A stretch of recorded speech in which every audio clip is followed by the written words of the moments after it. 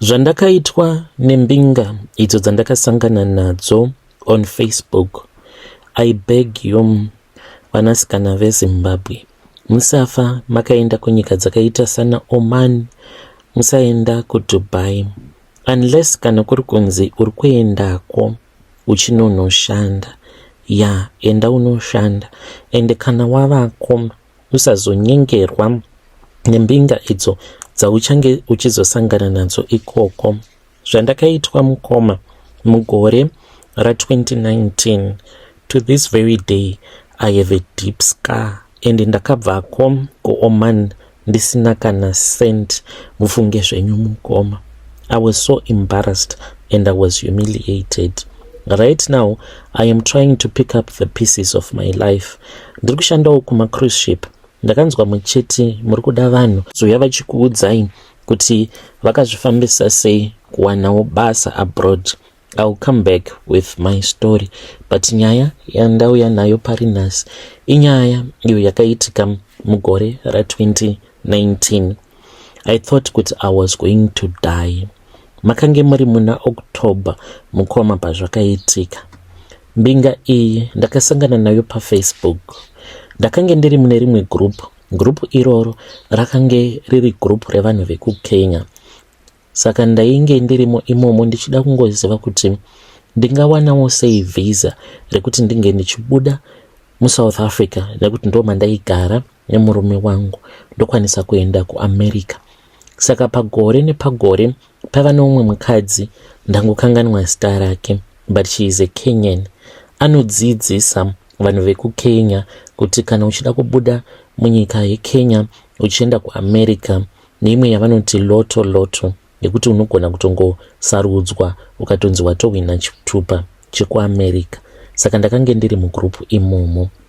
Ndakabva ndachizotanga kungonyengwa nevarume vakasiyana siyana. This was after ndambonetsana nemurume ndikambogara ndiri single, saka ndainge ndava kungopostawo mapictures mamwe aya. So kwakange kuine varume vainge vava kuuya kwandiri kubox kwangu vachindipfimba. Mainly varume ava vaiuya vachindipfimba vakange vari maZimbabwean. Then I saw kuti this other chat we had a group in common. Ndobva ndatarisa ndikaona kuti igroup riya remavisas ekuenda kuAmerica. Akabva anditi, hi beautiful, how are you? I see that you are enjoying Cape Town. I see your pictures. Aifungidzira kuti ndakange ndiri muSouth African. Akatotanga kutaura neni. I usually come to Cape Town for my vacations. I hope kuti one day when I'm in South Africa, you and I, we can have a nice time together. I'm going to pay you nice money. Ndakabva ndamuti I'm a Zimbabwean. Akanditi, wow, I have heard a lot about Zimbabwean women. They are very loyal. Are you going to be loyal as well to me? Ndakati, it depends with how much you're going to treat me. The conversation is going pipe kutum wirirana. The guy then told me, Kuti, if I wanted anything from him, I should tell him. Ndakabva ndamuti, sezvo iwe uri kuKenya, how are you going to send the money? Akabva andiudza kuti was a Tanzanian businessman and aigona kupota achinditumidzira mari neWestern Union. Ndakabva ndati iripo. I then told him kuti zvino zvandakange ndisina work permit yemuSouth Africa, mari yacho ndaisakwanisa kuzonoiwithdrawa. Akabva anditi, no, just look for any friend of yours anenge ari muSouth African, ndiye anoenda withdraw mari. Ndikabva ndati hapana chakaipa. I then spoke with one girl uyo wandakange ndichishanda naye, akati iripo. Ndaitumidzirwa mari yaainge achinditumidzira usually $400, $500. Mukomana chizvinhu zvakafamba zvakanaka. Kana murume ndakange ndisisina kana basa naye. He then tempted me, akabva ati kwandiri, I want you to come to Tanzania. Unogona here kuuya kunoku kuZanzibar uri wega. Rudo rwepafoni runogona kutongokupengesa. That is what was happening to me at that time. Ndinge ndava kutopinga nelove yavo babai vavo. Ndikati Zanzibar ndinotya. Akabva ati kwandiri, you can come and we can spend a week together. We'll be chilling and you're going to enjoy. Ndikabva ndati iripo. I then flew from South Africa after ndagadzirisa passport yangu. Off I went to Zanzibar. The guy came and he picked me up and we were staying at a nice hotel. 1 week became 2 weeks. He then convinced me, and it's baby, I still want to be with you. Your time in Zanzibar, it is over. But how about we go to Dubai? Okay, it's fine. How much is it going to cost? Nova and but I have kids back home in Zim. Right now I'm just enjoying with you. They are not even enjoying. And I'm going to pay you. Jigi mkomanash atiende ku Dubai. Tava kuenda ku Oman. Tasvika mu Oman, things changed. Akangotanga kungova rude because I tried to hold his hand. Ndobva angonditi no. Saka ndakafungidzira kuti iculture yeko kuti murume nemukadzi avafana kuti vange vachifamba vakabatana maoko. And I started to give him social distancing. Tasvika ku hotel. Chihotel chacho. Ndikati, this guy nemari yose yaainayo, why did he book such a filthy place? Makange muine makonzo, mapete, zvinhu zvacho zvakange zviri haphazard, zvisiri organized. Next room ndaitonzwa kuti zvinhu zvakange zvisina kutomira zvakanaka. Makange mutori nevanhu vaitoita bonde rakange riri very loud. Ndikati iyi handingamboikwanise. I then asked him, ndikati, why are we staying at this place, baby? Akanditi, it's just for tonight. Chandinorangarira ndechekuti akandipa wine iyoyo yakange ine kafani test yaita sekunge yainge yakaiswa panado. Ndakangoinwa zvangu because akanditi finish everything up. Ndichingopedza mukunwa wine iyoyo ndakatanga kunzwa dzungu. Ndakamutarisa ndainge ndava kuona kunge vanhu 4 kana kuti vanhu 5 kumberi kwangu. Ndokubva ndatongocollapse. When I woke up, ndakamutswa nekudzvova kweshumba. Ndakavhunduka. Ndikati, shumba iri kudzvova. Ndava kutodyiwa neshumba. Because I thought kuti maybe ainge aenda neni musango or somewhere kwakange kuine mhuka and ndainge ndava kutoda kutodyiwa neshumba. Pandakangomuka, I then saw kuti muroom matainge tiri makange mutori nevamwe vasikana avo vainge varimo. There were about 9 other girls from different African countries. Then pakange paine cage. Makange mutori neshumba yainge irimo mune imwe cage. Then the other cage there was a leopard. Komana shana yangu yakarova. Apa drug rare ndainge ndakapiwa. It was still in my system. Ndichinzwa dzungu, bhabarasi, hamino zvandaingonzwa so ndikatotanga kutorutsa. Apa nefear, anxiety yandakange ndiinayo. It was just too much. I think I fainted. Vamwe vasikana vaya vainge vari muroom havana kukwanisa kana kundibatsira because vose vainge vakasungwa nemachain but vakasungirirwa pambhedha. Mbhedha iyaya inenge iine mabhesi esimbi. Saka kana neni ndainge ndakatosungirirwa pabhesi ipapo, so you could not reach the other girl. Saka ndakabva ndangonoitawo munyama wekuti pandakacollapsa, losing all conscious, ndakangonodonhera mumarutsi angu. Pandakamuka ndainge ndakazara marutsi kufesi kwose uku. Then kwakabva kwachizouya mamwe maIndian akanga ari very rough. MaIndian iwawo ndobva atongondidira mvura. Vakabva vakolekta vasikana vaya vamwe vainge varimo vakavakandira tumafishnet netumagistring tumabra kuti vange vachipfeka nemahigh heels. Then vakabva vapiwa zvimwe zvimabhaket, metallic bucket, vakanzi wash your private part first, wash your armpits, brush your teeth. Vakabva vatopiwa makoloni. Then vakabva vanzi vange vachipfeka tumalingerie vainge vakandirwa. Vakabva vanzi all stand in a single line. Vakabva vabuda navo vose to go and to prostitute them. So they all came back. Uchatsokona kuti vanava vakadhamba nekuneta. Koiyo rough. Umwe nomwe ainge akabata chitakeaway chake. Ndobva vatanga kudya. Ini chikafu handina chandakapiwa, kana mvura yekunwa handina kana chandakapiwa. Chibhaket chiya chandainge ndambodirwa nacho mvura chakange chiine mvura. Kana wava pa ma1 mukoma hauna nguva yekuti unoswera uchisema.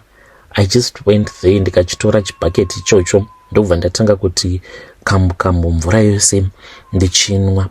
Ndapedza kunwa mvura ndopa ndakanzwa sekunge ndakange ndava nani. A day later ndopa ndakazopiwa chikafu, ndava kunzwa kuti hapana pandava kuziya I am about to die. Pahuro pangu apa painge pakaita kuoma zvekuti ndainzwa sekunge ndine maronda pandainge ndichimedza chikafu. Ndaitonzwa kuti it's like ndine maronda. I was severely dehydrated. So pavakazoona kuti ndakange ndava kuita sekunge ndainge ndava nani, there was a doctor, and mufunge zvenyu mukadzi iye she was an Arab doctor. Zvakatondinetsawo mupfungwa kuti saka mukadzi uyu haana mwoyo yokuti ndiri mukadzi, zviri kuitwa vakadzi ava zvinorwadza, but she did not even came. Akatongouya akaita matests akasiyana-siyana, and then after that ndokubva achizonditora akaenda neni kune imwe room ndikanobayiwa ma-injections. Handizivi kuti ainge ari ma-injections A. After about 2 days ndobva ndakazotorwa manje. Taitongotorwa tobva talodwa muzvimabhazi, zvima-minibus zvekuti munenge mungori kana 10. Tobva taendeswa kune imwe nzvimbo takapfekedzwa mazisaga kana kuti mazitisheti eblack kumeso kwedu. Hawaitomboziva kuti tiri kuendeswepi, waizongozviziva kuti apa pabhawa, it's a club, matosvikako, and taitopinzwa nekuback door. Munenge makatongogara nemabodyguard enyu kuVIP ikoko, muchiva muchitorwa nevarume, woenda unorarwa newe, then wodzoswa zvikare ipapo. Kuti unenge uchirarirwa mari hakuna kana anenge achimbozviziva kunze kwevanhu ivavo avo vanenge vachikushandisa seprostitute yavo. Rimwe zuva ndakazoudzwa kuti kwakange kuine a special client. Ndatotorwa ndikatoendeswa kune imwe bathroom kwainge kwakanaka, uko kwakange kuchigeza vanhu vaitibikira chikafu uye zvekare nevainge vachiklina. Maitova netub shower, ndikatopiwa sipo ndikageza kuzora mafuta.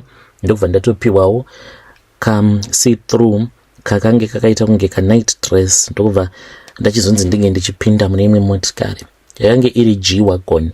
Ndaitofungidzira kuti ndainge ndichazoenda kunorara maybe with a prince or someone special. Motikari yakarohwa mukoma until we were in a desert. Ndainge ndakangovharwa kuface. Tava mudesert kudaro vakabva vachizonditi buruka. Pandakaburuka ndopandakaona kuti pakange paine motikari dzimwe 3. Akange ari mazi-Nissan but dziri motikari mbishi, akaita mazihombe, so akaita kunge mazi-Fortuna. Ndaburuka mumotikari umo mandakange ndiri, ndakabva ndaona mamwe ma-Indian kana kuti ma-Arab vakange vachiburitsa imbwa, vachitoburutsa imbwa kubva mudzimotikari dzavo. Umwe neumwe ainge aine imbwa yake, but imbwa dzedze dzinomhanya stereke. Ndo type yembwa dzacho idzodzo, in bracket greyhounds. Saka vaburutsa imbwa idzodzo vakabva vanditi ndinge ndichiita bonde mudesert nembwa idzodzo. Imbwa idzodzo dzainge dzakavharwa kuitira kuti dzisandiruma, but dzose dzairatidza kuti kakange kasiri kekutanga kurara nemunhukadzi. Mukomana chindakapfugama ndikatanga kuchema, ndakanamata kuna Mwari ndikati, nhai Mwari, hamungouyiwo here kana kutumidzira ngerozi yenyu ikauya ikanditora, but denga rakaramba kundipindura.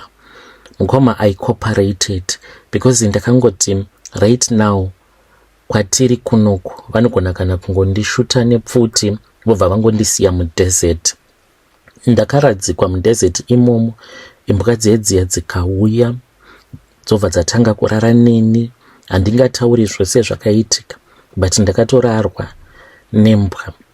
Kurwara kwandakazoita after that handizivi mukoma, ndaingobuda mapundu kusikarudzi kwangu nekuti imbwa idzodzo dzakasvika pakurasira mbeu mandiri. Dzapedza kurara neni ndokubva ndikavhundutsirwa. Vavandidhonza vakandidzosera muG-Wagon muyamwe, and ndikapfekedzwa zvekare zi-t-shirt. I had no idea kuti ndiripi. Ndakazongopepuka tatosvika pacomplex patakange tichigara, ndokubva vanditi go and rest.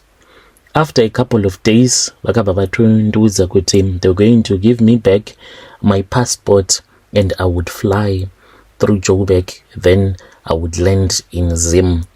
Vakandivimbisa kuti ndainge ndichazopiwa mari yangu muHarare.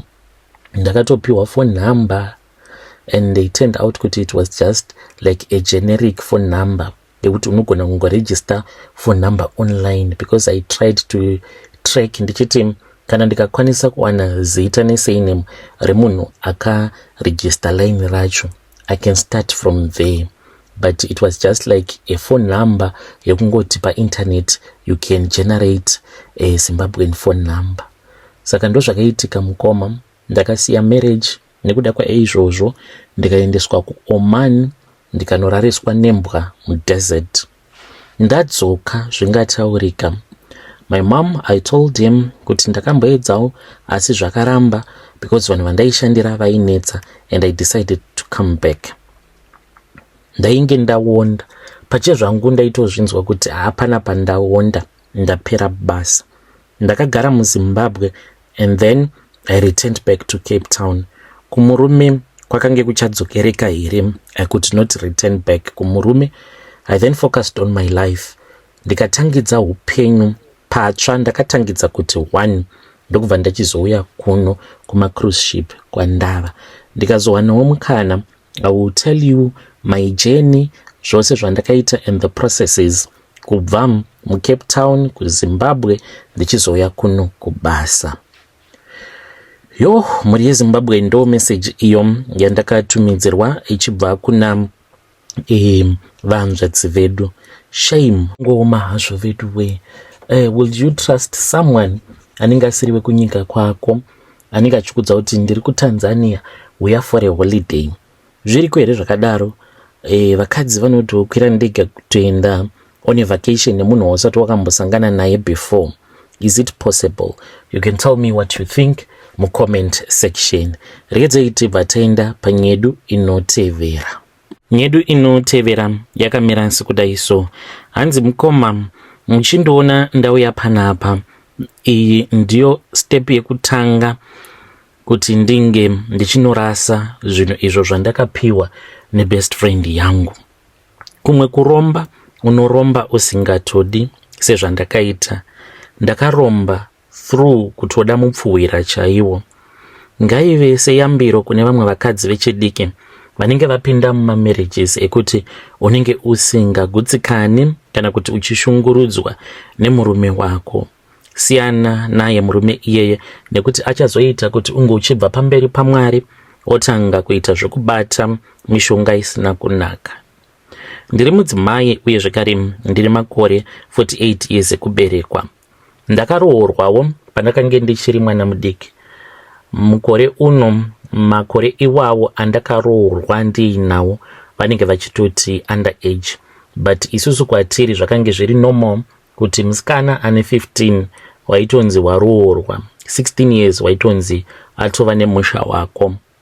Saka ndaroorwa nemurume wangu, akange ari wechikuru, ainge akamboroora before, saka aindikurira mukufunga, aindidzvanyirira zvakanyanyisa stereki.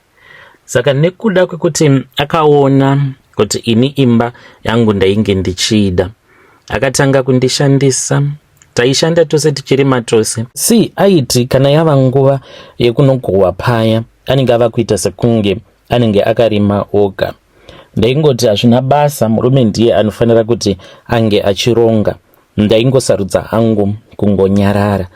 Andakashungurudzwa kusvika umwe muvakidzani azviona kuti ndainge ndichishungurudzwa nemurume.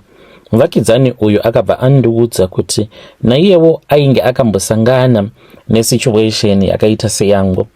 Murume wake ainge ari munhu aizivikanwa nekurova mukadzi zvakaomarara, but mushure mekunge azobatsirwa nevamwe gogo, zvinhu zvake zvakabva zvachizotanga kufamba zvakanaka. Akaita murume wake kuti ange achizova sedununu. Akati murume wako uyu kana ukasamuita dununu ucharamba uchingorohwa ende uchagara uri munhu wekungorohwa nguva dzose. Ndakabva ndati kwaari zvino ndoita sei? Handiti ndo inonzi imba yacho. akabva anditi ndichataura navo gogo ivavo, kana vakabvuma ndichaenda newe. Akazoti aenda kumusha kwavo nekuti ndiko kwakange kuine n'anga yacho. Adzoka akabva andidaidza, ndakaenda kumba kwake ndokubva ndanotaura naye. Akabva anditi chigadzirira mari, akandiudza kuti painge pachidiwa mbudzi 2 uye zvekare nemari yematare. Akandiudza kuti yematare yainge iri $5. Ndokubva tachizoenda. Taendako handina zvakawanda zvandakapiwa. Ndakapiwa glazi iro randakanzi glazi iroro uchange uchizorishandisa kuona zvinenge zvichiitwa nemurume wako, kutuka vakadzi avo vaanenge ava kufambidzana navo kuti ange achizovasema. Ndikaona sekunge zvainge zvakanaka hazvo. Ndakashandisa mishonga iyoyo ndikaita murume wangu kuti ringe richizova sedununu.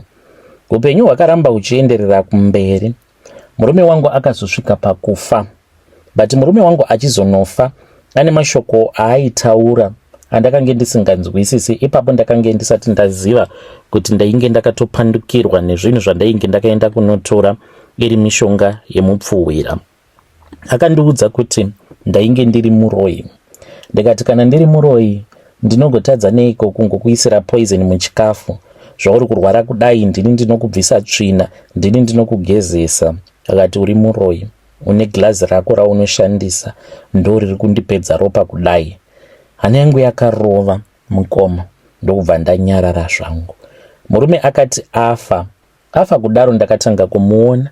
Ndaiti kana ndikamira pamberi pewardrobe yangu yakange iine ziglazi zihombe, ndaitomuona murume wangu. Glazi iri ndakazoritsvaka ndikarishaya. One day ndakati ndakagara, ndakange nditori panze ndakatogara zvangu, ndopa ndakaona nyoka. Chikitiko ichocho chakandikatyamadza. Veduwe mishonga iriko, ende chivanhu chiriko. Unogona kunge usingabhelieve mazviri, but one day kana usingabhelieve ndinongonamata kuti dai wambosangana nazvo uchachiona kuti chivanhu chiriko.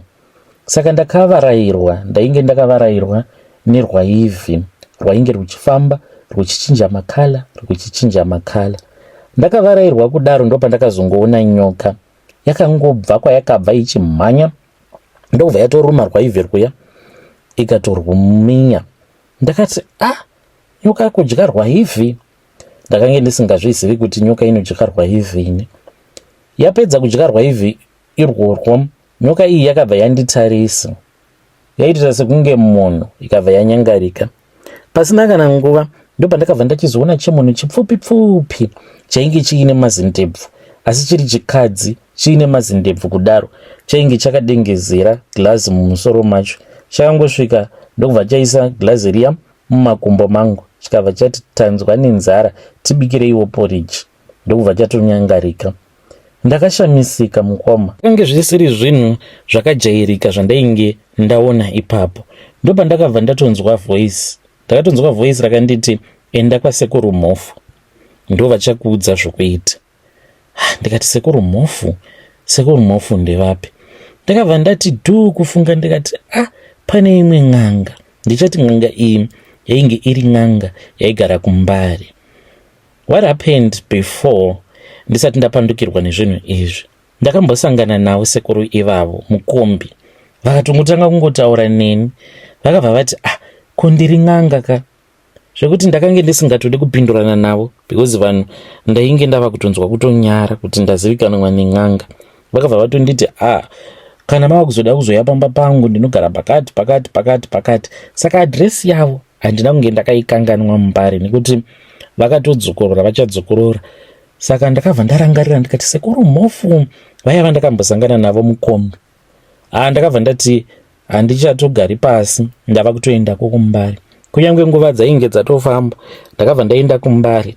Ndichisvika kuMbare vakati ndanga ndakatokumirira murandakadzi because zvinhu zvako zvanga zviri pano izvezvi zvanga zvichitoripota kuti mama vari kuuya. Ndikati mama? Ndiri mama wezvinhu zvipi? Vakabva vatora glazi. Ndakashamisika because ndo glazi riya iro randainge ndapiwa nezvinhu zviya rikazonyangarika. Vakati iri ndo glazi rako iri, saka zvichataura newe. Vakandiudza kuti ndaifanira kuti ndige ndichizogadzira chinzvimbo mumba mangu handingatauri nekuti ndinenge ndava kuzvifumura, then ndobva ndangogadzika glass pamusoro. Saka ndakabva ndaita saizvozvo, but zvinhu zvakachema-chema zvikataura nasekuru vaya zvikavaudza kuti zvainge zvanzwa nenzara. Ndakabva ndanzi ndinge ndichibika porridge. Ndakabika porridge rakanga risina munyu, ndokubva ndangogadzika pasi. Porridge ro rakapera, chakadya hatina kuchiona.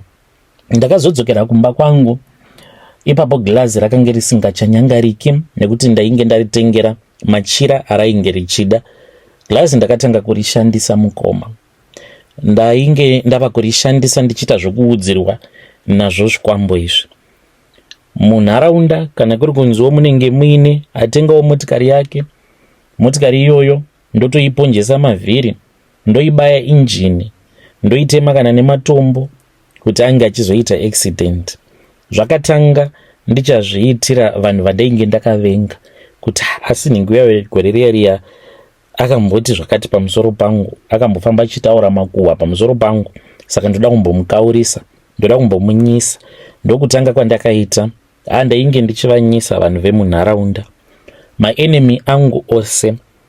Ndakatomeka sure kutoti umwe noumwe wandainge ndakavengana naye ane loss yaanotoita. Saka ndapedza vanhu vose vandainge ndakavenga munharaunda, mumachechi umu. Saka zvinhu zvakazotanga kuuraya kuchechi. Ndakange ndiri chairlady, ndikabva ndabviswa pauchairlady kudaro. Zvinhu zvakabva zvaenda zvikanorova munhu zvega. Hazvina kumbondikonzauta, hazvina kumboita sei. Zvakangorova zviri zvega munhu, ikatongofa yakarodha. Ndakatanga kunetswa nemweya wemunhu uye akaurawa nezvikwambo zvangu. Kwava kuenda futi ndikanotora chimwe. Chikwambo chandakanotora icho chinongodhila nemweya yevanhu vanenge vaurawa nezvinhu zvangu. Ndo chinondichengetedza ichocho. Saka pari nhasi mukoma ndatambudza vana vemudzinza kwandakaberekwa inini, kwakaberekwa murume wangu. Vana bankuru vakange vari madzikoma emurume wangu, vamwe vari kuSouth, vamwe vari kuJoni. Ndine umwe mwana akange ari mwana wemunin'ina wangu. Ane mwana wake akaenda kuPoland. Aendako akangonogara 1 week akatopara mhosva, kwava kutosungwa nemapurisa. Ndakangomutarisa muglazi ndikati, iwe chaiye, iwe unganzi ungagara kunyika yevarungu, wambonyanya kukosha chii? Chawambonyanya kukosha chaizvo zvokunzi iwewe ndiwe, unzi ndiwe munhu wekutanga iwewe kukwira ndege, wambokoshei chaizvo? Saka ndakangotaura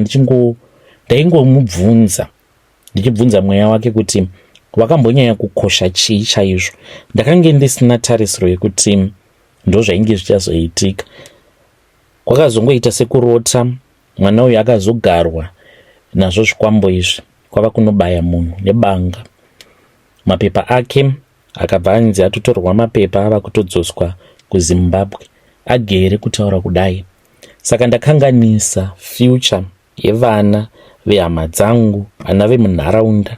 Hakuna anokwanisa kuzova neupenyu hwakanaka mune ramangwana rake kana ndikangoramba ndichiita sezvandiri kuita. Saka kutouya kwamuri ndinoona sekunge ndiko kutotanga kwangu, nekuti makore acho anga areba ndisina kumbogara ndakataura nyaya iyi. Chandava kungoda, dai ndachingowanawo simba rekuti ndinge ndichikwanisa kuendawo kuchechi, ndononamatirwa, ndonotaura zvose sezvandakuudzai, but simba iroro handina. Utsinye hwandiinahwo hwakanyanyisa mukoma, nevanenge vasina kunditadzira. Kana ndikaita mazuva ndisina kunogara pamberi peglazi rangu ndichitaura naro, ndinotonzwa sekunge ndashoterwa nechimwe chinhu. Asi ndinozoti kana ndikataura neglazi rangu ndopa ndinozonzwa kupombonoka, kuti mweya wangu wapombonoka, ndava panzvimbo pakagadzikana, ndibatsirei mhuri yeZimbabwe. Vedare ndo message iyo yandakatumidzirwa ichibva kuna vahanzvadzi vedu. Ngatitaurei navo gogo avo, zvakangooma hazvo vedu we, ngatitaurei navo mucomment section. Hey, just imagine kuparadza, hanzi ndaparadza dzinza rose.